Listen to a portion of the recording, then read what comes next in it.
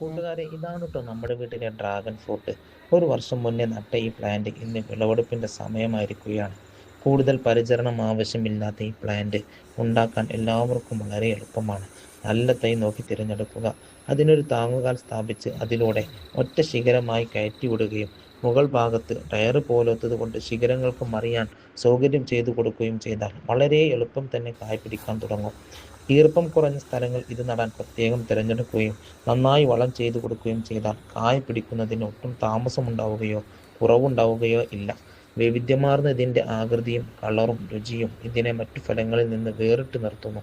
അതിലുപരി ഇതിൻ്റെ പോഷക മൂല്യങ്ങളും ഇത് കഴിച്ചാൽ ഉണ്ടാകുന്ന ഗുണങ്ങളും ഒട്ടനവധിയാണ്.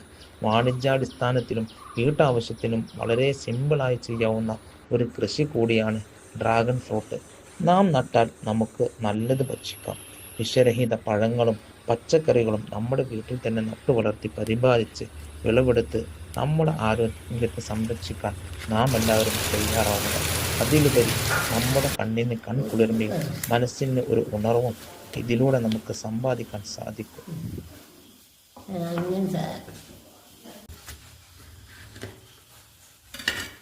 അങ്ങനെ